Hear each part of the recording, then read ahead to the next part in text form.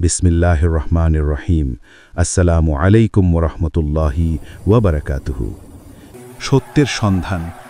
সত্যের আহ্বানে তিনি দেশ দেশান্তর ঘুরেছেন, এক শিক্ষক থেকে আরেক শিক্ষকের দ্বারে পৌঁছেছেন, যেন অন্ধকারের শেষে আলোর খোঁজ করছেন। প্রথম শিক্ষক সিরিয়ার ধর্মযাজক। সিরিয়া পৌঁছে তিনি পরিচিত হলেন এক ধার্মিক ও ন্যায়পরায়ণ পুরোহিতের সঙ্গে। তার সামনে বসে সালমান বললেন, আমি আগুন পূজকদের ধর্ম ত্যাগ করেছি। আমি জানতে চাই কে সেই মহান সত্তা যিনি আকাশ ও পৃথিবী সৃষ্টি করেছেন। বৃদ্ধ তার চোখে তাকিয়ে বললেন, তুমি সেই সত্য খুঁজছ যেটি অনেকেই হারিয়ে ফেলেছে। আল্লাহ এক, তার কোনো অংশীদার নেই। তুমি যদি চাও আমি তোমাকে শেখাবো। সালমান সেখানে বহু বছর কাটালেন। দ্বিতীয় শিক্ষক মৌসুলের সৎ পুরোহিত। সালমান পা রাখলেন মৌসুলে। এখানে তিনি আরেক সৎ পুরোহিতের সান্নিধ্যে এলেন। দিনরাত ইবাদতে মগ্ন, মানুষকে ভালোবাসেন, জুলমের বিরুদ্ধে দাঁড়ান। এমন মানুষ তিনি আগে দেখেননি। কিন্তু কিছু বছর পর এই শিক্ষকও মৃত্যু শয্যায় চলে এলেন। তিনি সালমানকে বললেন, আমার পরে নাসিবিনে যাও, সেখানে এক সৎ মানুষ আছেন যিনি আল্লাহর পথে আছেন। সালমান আবার রওনা হলেন। পাহাড় ও মরুভূমি পেরিয়ে পৌঁছালেন নাসিবিনে। এখানে তিনি দেখলেন ধর্মভীরু মানুষ খুবই কম, কিন্তু তার নতুন শিক্ষক ছিলেন অনন্য। রাত দিন কাঁদতেন, আল্লাহর কাছে ক্ষমা চাইতেন, মানুষের উপকার করতেন। সালমানের মন আরও শান্ত হয়ে গেল, কিন্তু তার হৃদয় প্রশ্ন রয়ে গেল, এখন কি সত্য এখানেই শেষ, নাকি সামনে আর কেউ আছে? যখন এই শিক্ষক মৃত্যুর মুখে, সালমান তার শয্যার পাশে বসে জিজ্ঞাসা করলেন, হে প্রেমপ্রেমিক শিক্ষক, এখন আমি কোথায় যাব? তিনি মৃদু হাসলেন, বললেন, আম্মুরিয়া শহরে যাও। সেখানে এমন ধার্মিক আছেন যিনি এই পৃথিবীতে শেষ নবীর আগমনের অপেক্ষায়। সালমান আম্মুরিয়ায় গিয়ে সেই বৃদ্ধের সেবা করতে লাগলেন। তার মধ্যে ছিল সত্যিকারের ঈমান ও পরহেজগারিতা। সালমান বহু বছর তার সঙ্গে কাটালেন। নামাজ, রোজা, দান ও ন্যায়পরায়ণতা শিখলেন।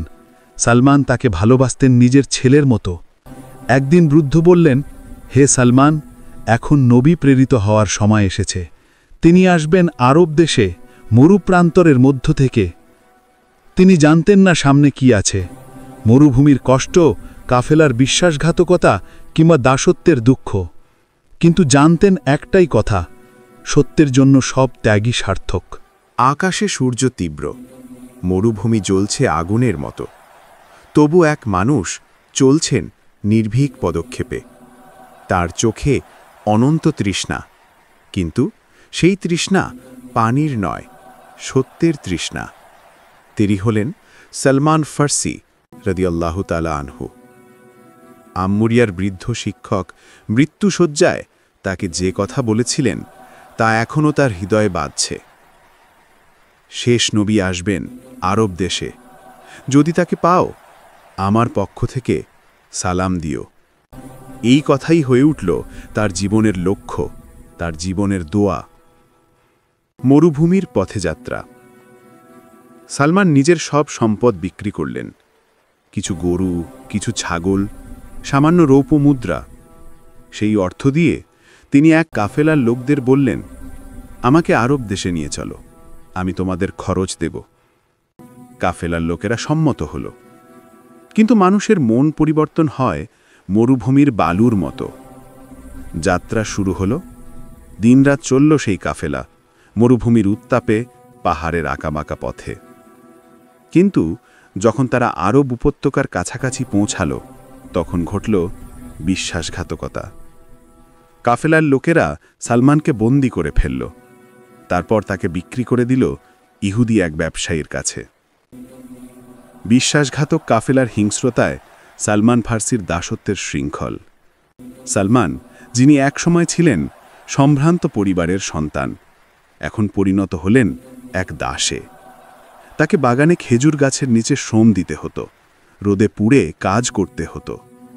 তবুও তার মুখে কোনো অভিযোগ ছিল না।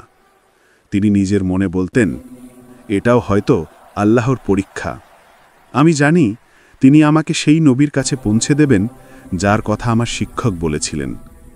সালমান ধৈর্য ধরলেন। দিন যায়, মাস যায়, তিনি প্রতিদিন নামাজ পড়েন, আল্লাহর কাছে দোয়া করেন, হে আল্লাহ, আমাকে সেই সত্য নবীর সাক্ষাৎ দান করুন। নতুন প্রভু, নতুন আশা। একদিন সেই ইহুদি তাকে বিক্রি করে দিলেন তার আত্মীয়ের কাছে, যিনি বাস করতেন ইয়াসরিবে। হ্যাঁ, সেই ইয়াসরিবই যা পরবর্তীতে মদিনা মুনাওয়ারা নামে পরিচিত হবে। সালমান প্রথমবারের মতো মদিনার মাটিতে পা রাখলেন। তিনি চারদিকে তাকালেন। খেজুর বাগান, শান্ত পরিবেশ আর মানুষের মুখে আল্লাহর নাম। তার হৃদয় কেঁপে উঠল। এই শহরেই কি আসবেন সেই নবী? এই ভূমিতেই কি সেই সত্যে সূর্য উদিত হবে? দিনের প্রথম আলো সত্য অনুসন্ধানের খুব কাছে। দিন কয়েক পর তিনি শুনলেন, এক ব্যক্তি মক্কা থেকে এসেছেন। তিনি দাবি করছেন তিনি আল্লাহর রাসূল। এই খবর শুনে সালমানের বুক কেঁপে উঠল। তিনি মনে মনে বললেন, হয়তো এটাই সেই মানুষ যার জন্য আমার সারা জীবনের যাত্রা, ত্যাগ আর কষ্ট। কিন্তু তিনি নিশ্চিত হতে চাইলেন তার শিক্ষকের বলে যাওয়া 3টি নিদর্শন মিলছে কিনা। তিনি প্রস্তুত হলেন নবীর সাক্ষাৎ নিতে। তার হাতে কিছু খেজুর, হৃদয়ে অশ্রু আর আশা। এভাবেই তিনি এগোলেন সেই সাক্ষাতের দিকে যা তার জীবন বদলে দেবে চিরতরে। সত্যের অনুসন্ধানে হযরত সালমান ফারসি রাদিয়াল্লাহু তাআলা আনহু।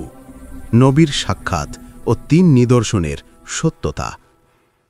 রোদে পোড়া শরীর, হাতে খেজুরের থলে, চোখে এক অদ্ভুত আলো।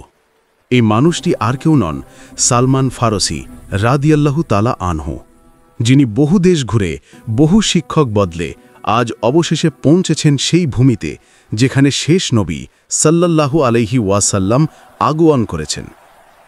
সালমান ফারসি অতি বিনয়ের সঙ্গে বললেন, আমি শুনেছি আপনি সৎ মানুষ, গরিবদের সাহায্য করেন। এটি দান হিসেবে কিছু খেজুর, দয়া করে গ্রহণ করুন। নবী করিম সাল্লাল্লাহু আলাইহি ওয়াসাল্লাম খেজুরগুলো তার সাহাবাদের মধ্যে বিলিয়ে দিলেন, কিন্তু নিজে কিছুই খেলেন না। সালমানের মনে সঙ্গে সঙ্গে ঝলসে উঠল তার শিক্ষকের কথা। শেষ নবী দান হিসেবে পাওয়া খাবার খাবেন না। তিনি চুপচাপ দাঁড়িয়ে রইলেন, মনে মনে বললেন, প্রথম নিদর্শন পূর্ণ হল। দ্বিতীয় পরীক্ষা, পরদিন আবার তিনি কিছু খেজুর নিয়ে এলেন। এইবার তিনি বললেন, আজ আমি দান নয়, উপহার নিয়ে এসেছি। নবী করিম সাল্লাল্লাহু আলাইহি ওয়াসাল্লাম খেজুরগুলো নিজে খেলেন এবং সাহাবাদেরও দিলেন। সালমানের চোখ ভিজে উঠল। দ্বিতীয় নিদর্শনও সত্য হল। কিন্তু তিনি এখনও নিশ্চিত হতে চাইলেন। তার শিক্ষক বলেছিলেন তার 2 কাঁধের মাঝে থাকবে নবুয়তের মোহর। একদিন সালমান নবীজির পেছনে দাঁড়িয়েছিলেন। নবীজি তার দৃষ্টি টের পেলেন, মৃদু হাসলেন, তারপর চাদর সরালেন পিঠের দিক থেকে। আর তখনই সালমান দেখলেন নবীজির 2 কাঁধের মাঝে এক উজ্জ্বল চিহ্ন, যেন ছোট্ট একটি উঁচু দাগ যার চারপাশে হালকা আলো ছড়াচ্ছে। সালমান থরথর করে কেঁপে উঠলেন, চোখে জল, মুখে কান্না, হৃদয়ে প্রশান্তি। তিনি নবীজির পায়ের কাছে পড়ে গেলেন আর বলতে লাগলেন, হে আল্লাহর রাসূল সাল্লাল্লাহু আলাইহি ওয়াসাল্লাম, এটাই সেই চিহ্ন যার কথা আমার শিক্ষকেরা বলেছিলেন। আমি 1000 মাইল দূর থেকে এসেছি কেবল আপনার সাক্ষাৎ পেতে। নবী করিম সাল্লাল্লাহু আলাইহি ওয়াসাল্লাম তাকে স্নেহ ভরে উঠিয়ে নিলেন, মৃদু কণ্ঠে বললেন, হে সালমান, তোমার সত্যের খোঁজ, তোমার ধৈর্য ও তোমার ত্যাগ আল্লাহর কাছে কবুল হয়েছে। সালমান কাঁদতে কাঁদতে শাহাদাত পড়লেন, আশহাদু আল্লা ইলাহা ইল্লাল্লাহ ওয়া আশহাদু আন্না মুহাম্মাদার রাসূলুল্লাহ। এই মুহূর্তেই এক আগুন পূজক রূপান্তরিত হলেন এক মুমিন সাহাবীতে, যার নাম ইসলামী ইতিহাসে অমর হয়ে থাকবে, হযরত সালমান ফারসি রাদিয়াল্লাহু তাআলা আনহু। নবীজি তাকে সাহাবাদের কাছে পরিচয় করিয়ে দিলেন, বললেন, সালমান আমাদের পরিবারভুক্ত। তিনি পারস্যের হলেও ঈমানে তিনি আমাদের ভাই।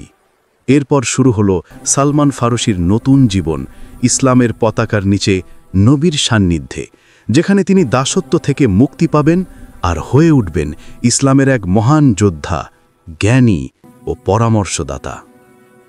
রোদে পুড়ছে শরীর, হাতে দড়ি আর কোদাল।